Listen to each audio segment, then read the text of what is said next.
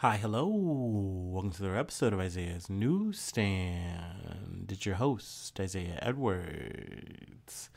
The date is July the 12th, 2024. Hopefully this episode finds you well, in good spirits, and high hopes. As for me, I'm doing pretty good. Happy Friday to you. Hopefully, you're having a good Friday right now, soaking in all that good energy. If you're listening to this and it's not a Friday, hopefully that energy still finds you. You can still soak that up. But yeah, as for me, my day has been good. I will say I've had like this little tickle in my throat, and I'm like, uh-oh, am I getting sick?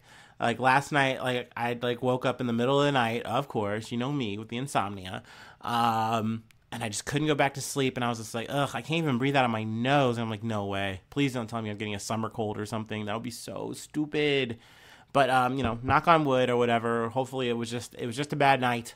But yeah, no, literally it got so bad that I got dressed and I went outside for like 5 minutes just to like get some air. And if you're a poor person, you're in my tax bracket, you know this vibe where it's so hot in your house and it's like, why? Okay, I'm boiling, whatever. I want to be anywhere else but here.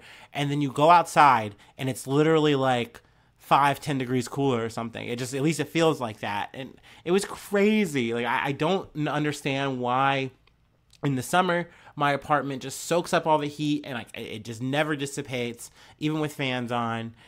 But like in the winter, it's just cold, at all times, and we cannot retain heat. It's just constantly leaking. You just can't win. Yeah. But outside of that, today's been really good. No problems. I'm not smelling like salsa today. The trash juices were relatively light, and so is the work. It's pretty easy day. So yeah, overall things were good. Food corner. What did we eat last night? Korean fried chicken. Yummy, yummy, yummy. It was spicy garlic, and it was very good. I had some egg rolls and some white rice on the side. And I was feeling weird. I added extra sauces to it, to kind of make it spicy. At some point, I even added a wing sauce, which was very taboo. You shouldn't do that. But hey, whatever. I was like, I got it. Let's just use it. And then I added 2 pickles on the side with some lettuce. Just, I don't know, for some roughage. I don't know. I was just feeling frisky. You know me. But yeah, that's generally about it. That's where we're at. That's where I'm living, how I'm feeling, how I'm doing. Let's see here. Let me go ahead and do my startup and we'll get into some news.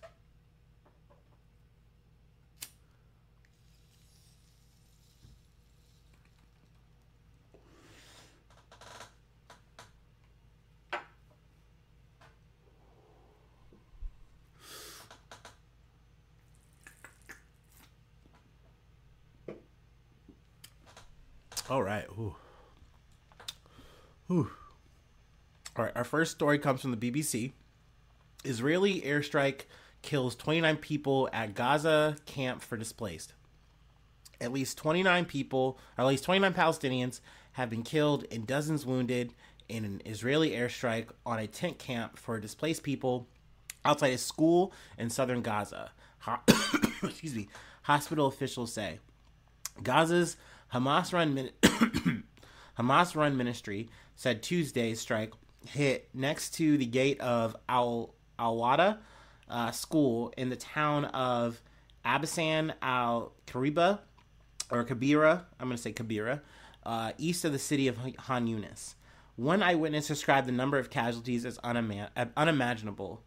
The Israeli military said it used precise munition to target a terrorist from Hamas's military wing who had taken part in the October 7th attack on Israel. It also said it was looking into reports that civilians were harmed adjacent to the school. Which, to me, this is a wild excuse to use because time and time again, since October 7th, you've heard Israel say, we are doing this for, our self-defense. We want to make sure this doesn't happen again. And to say that we needed to hit one specific terrorist, one specific person, and it was justifiable for us to do that, so much so that now 29 people are killed and we don't care. We're fine with that. We'll do it again. It's crazy to me. It's frustrating as fuck to me. Because once again, as a person from the U.S., I know my country is adamantly supporting it, saying, hey, we'll give you the support militarily. We will give you the support as a nation state to do this shit. We'll back your play. It's insane to me. But let's continue. People seeking shelter in schools getting hit or getting killed is unacceptable, the German foreign ministry said in a statement on X. The repeated attacks on schools by the Israeli army must stop, and an investigation must come quickly. I mean, excuse me. It would be nice to see an investigation that actually has any kind of real teeth, any kind of real merit. But more times than not, it's just the IDF saying, oh yeah, we checked into it. Actually, it's fine. Or actually, here's the reason why it was actually all Hamas's fault and not ours, and how we're like the most moral military ever, and we haven't done anything wrong, and actually we're going out of our way to not kill civilians, even though they're just mysteriously dying. Let's fucking continue. Something I wanted to add, that in this area there was about 3,000 people who were like just packed together. I think there was another point I wanted to hit here. I have it highlighted. This was the fourth attack on or near schools sheltering displaced people in 4 days. In 4 fucking days.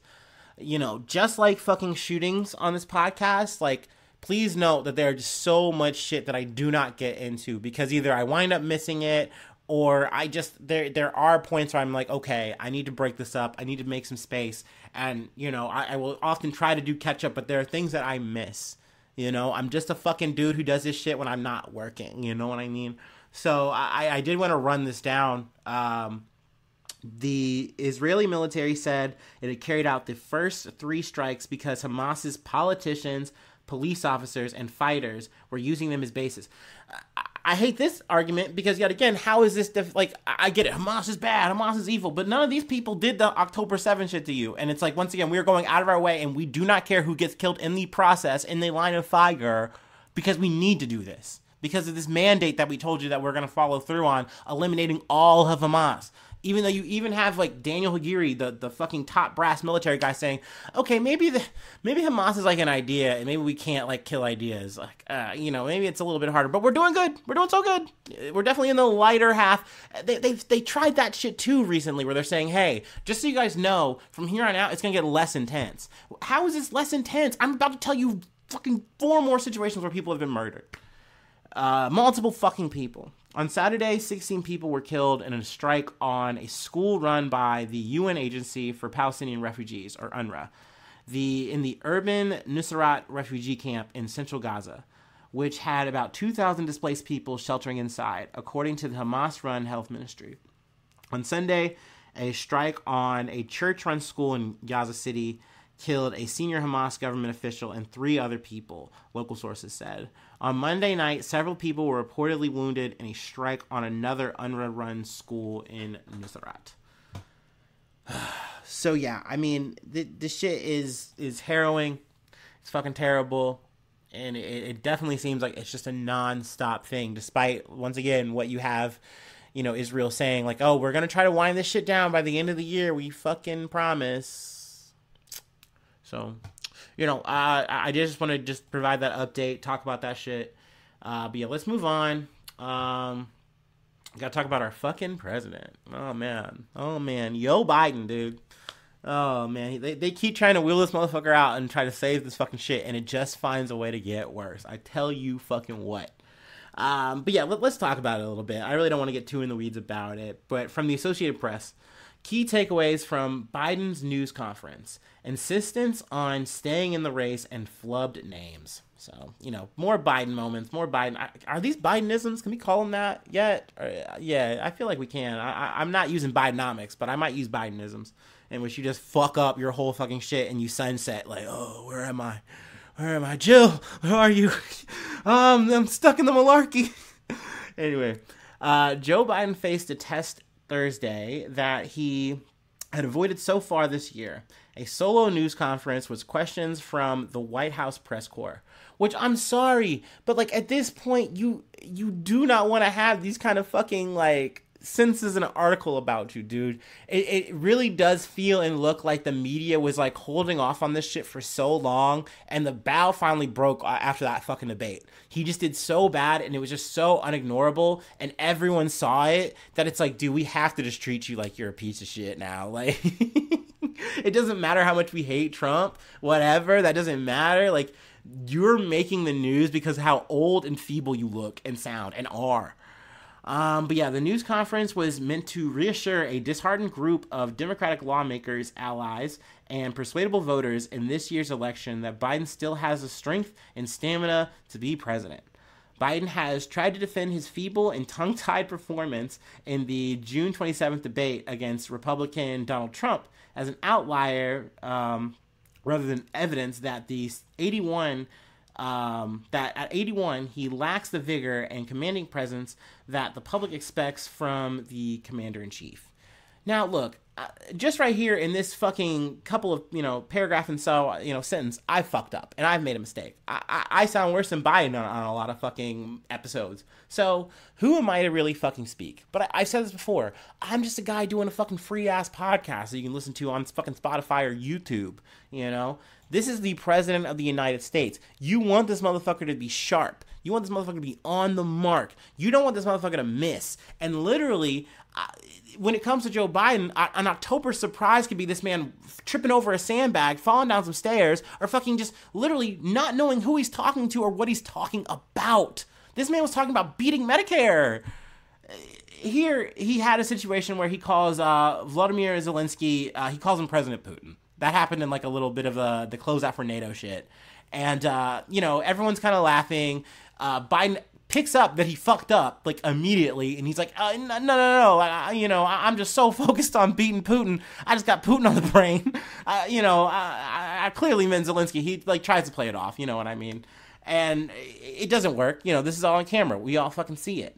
Then he calls Kamala Harris Vice President Trump. And once again, now that's on wax, and now people are eating that fucking shit up, dude. You got that shit on Fox News, dude. Now, like, you're fucked. But that being said, I think overall the press conference went okay.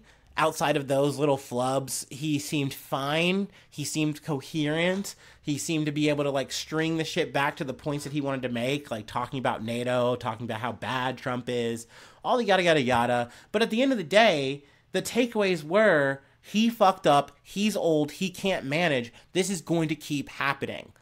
And that is not good. Not to mention, now when we get to kind of the other shit that's kind of been going around in some aftermath, at this point there's about 12 lawmakers or so, motherfuckers who are in political power who are saying Biden should step down, And in these ranks, or at least oscillating these ranks, orbiting, because he didn't exactly say he should, but even Nancy Pelosi was like, he should really consider whether or not he should continue running. And this is like in an interview, and the person who's interviewing Nancy Pelosi is like, well, you do know he has said he is staying in the race. And she's like, yo, I know, but he should still consider. and that is that's more or less as much of a no that she's willing to get to, because she's also an elderly woman who maybe should, I don't know, maybe fucking step down, and it's just fucking not. The gig's too good, baby. And that kind of is where I want to kind of boil it down to. Well, not quite. There's actually some more people who have been naysaying. Not just politicians. Also big donors. George Clooney came out and said, hey, I am coming to tell you guys that the Joe Biden you saw at that presidential debate is the same Joe Biden I saw at the fucking little donating mixer where he's hanging out with us, we're taking pictures and all this fucking shit. And then more or less Michael Douglas is also like, yeah, no, I kind of agree with Clooney. Maybe dude should step down. So you're just seeing more and more people come out and say, yo, Biden, what the fuck? Maybe it's time we reconsider. Maybe we should go for like fucking Kamala, anybody. We could take a fucking gruesome Gavin at this point, bro. Like, we will take anyone. But this really does boil down to, and this is one of my biggest problems with Biden. No, I have so many problems with Biden. This is just one that I just feel like is just selfish. Is that he is a selfish prick about this shit. Especially at this point. It's undeniable at this point. Like, this has been narrated since, Hillary fucking lost and we were back in 2020, that this was the only option we had to beat Donald Trump. This was the silver bullet option. This is the only guy. We gotta get this old fuck. And this Master Roshi looking motherfucker is gonna get us through.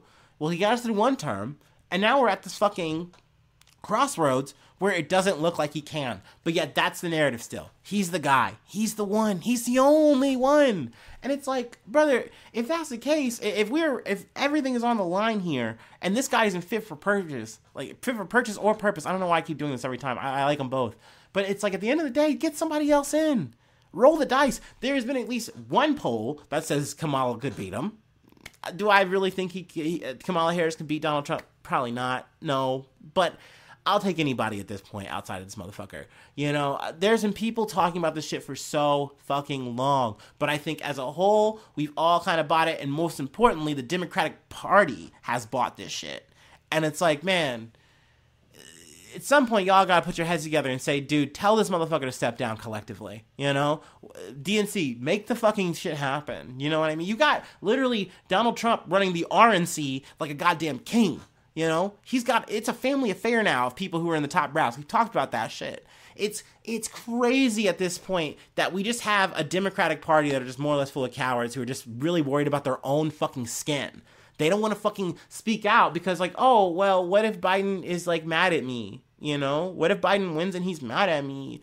Who cares? This motherfucker let Joe Manchin put him over a barrel. Who gives a shit?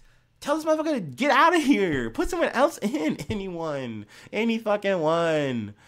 And let me say this, because I kind of said this with I keep getting his name wrong, Dean Phillips. At the end of the day, you could have had that guy, maybe in a crazy hypothetical, come out in the primary and beat Joe Biden. And he didn't, because he just wasn't, No candidate that we've even talked about or whispered has had a shot. But, like, at this point, I think collectively as a people, we would take anybody. And I think we've been the most receptive to. And even if we did put that person in, I kind of got in the weeds here. I know that person is still going to have a lot of issues. It's still not going to be progressive enough. I know that. Kind of going back to the Kamala Harris thing. Like, do I like Kamala Harris as a presidential option? Yes and no. Yes, because I love the idea of a girl boss in office. That's why I fucking didn't care if it was going to be Hillary or not. I'll pick her. I don't care. I know she's bad, but, like, fine. She's still better than Trump to me. You know what I mean? She's still better than the other guy.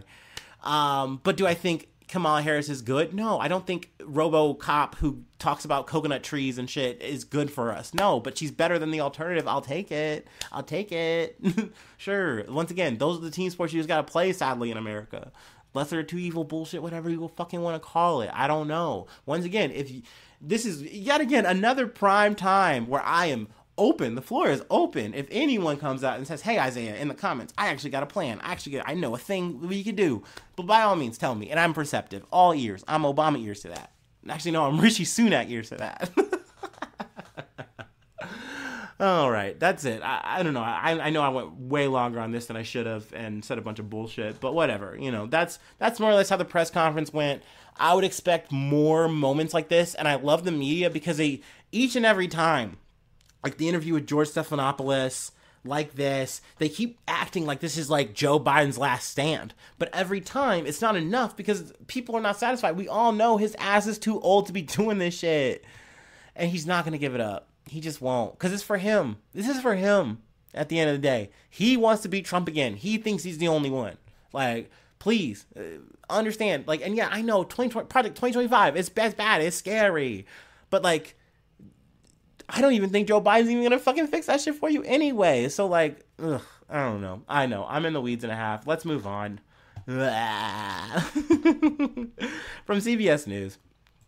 Over 2,400 patients may have been exposed to HIV, hepatitis infections at Oregon hospitals.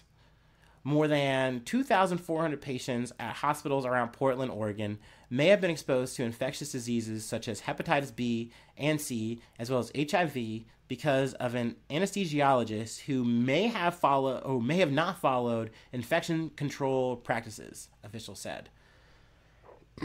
Yeah, Providence said in a statement Thursday that it is notifying about 2,200 people seen at Providence, Willamette Falls Medical Center in Oregon City and 2 patients seen at Providence Portland Medical Center that the physician's actions might have put them at low risk of exposure to possible infections.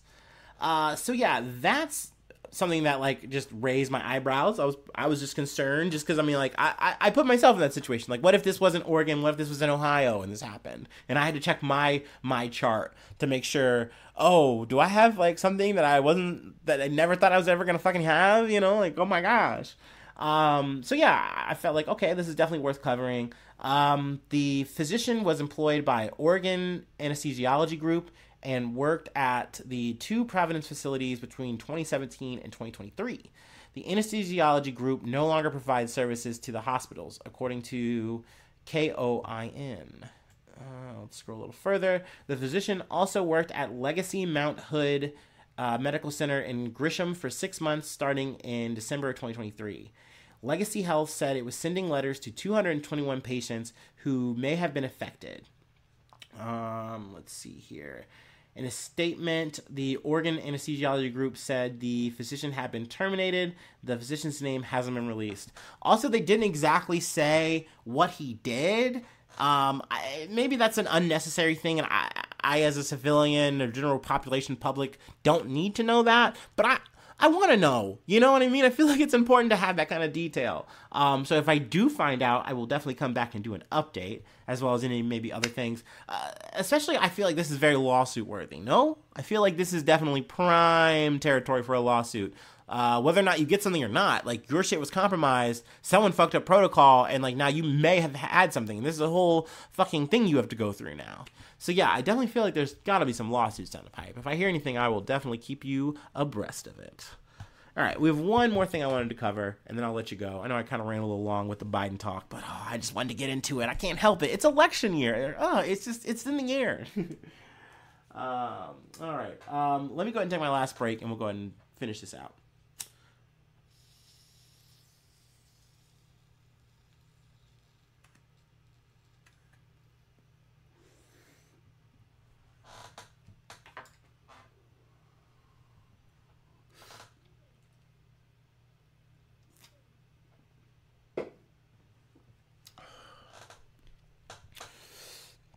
Oh yeah, I needed that. Oh yeah, more burps. Oh, I'm so burpy. Ooh. Okay, from Yahoo News, AT&T data hack. AT&T experienced a massive hack of customer data that included records of calls and texts for nearly all of its mobile phone users for a 6-month period in 2022. The compromised data does not include the contents of the calls and messages, personal information such as birth dates and social security numbers, or the times of the calls. AT&T has been working with law enforcement and believes at least one person involved in the breach has been apprehended. So there you go. Just a quick little update there. I know in some ways this kind of seems like a minor thing because it's just such a small sliver of time and a select case of information. But once again, if you fell into the swath of this shit and it was like, oh my god, actually there's text messages where I tell someone my whole credit card for whatever fucking reason, or, you know, blah, blah, blah, yada, yada, yada, and now my information is compromised, and maybe someone sold that off to some fucking random other hacker group or whatever, and now I'm getting fucking leached of all my money. You never know, and that puts a fear in you, you know? That's just what it is, living in this digital age, you know? It's scary as fuck. So, you know, felt like yapping about it, felt like closing out there. But yeah, if there's any more updates, of course, you know, I'll call you, I'll beep you. But yeah, that's it. That's the episode. Okay, I'm glad I got under 30. Whew, that was close. I felt like I was just going to go infinite ad nauseum. But let's see here. If you'd like to become a newsie, help out the effort. Become a newsie today. Patreon.com/Isaiah News. Free ways to hit me up, send feedback. IsaiahNews1@gmail.com. Feel free to find me or the podcast on any of the socials. Let's see here. Subscribe to the YouTube. That really helps out a lot. You know, trying to get those numbers up, and up. Hit the like button. Leave a cool comment. You know, you can tell me, hey, Isaiah, step down from podcasting. And like Joe Biden, I'm not going to do it. I'm going to stay in the running. But no, hopefully it's a cool, positive comment. Hopefully you're like my staff and you lift me up and you hold me up and you say, Isaiah, you're doing great. You've never sounded better. You sound so good. You didn't make any mistakes when you really think about it. And you're like that. You're like my hype man. Then hell yeah, dude. We'll do a whole other administration together, you and I. No, that's it. Thanks so much for tuning in. Thanks so much for being a friend. And hopefully I see you soon for some more good news. I love you. Bye-bye. Mwah.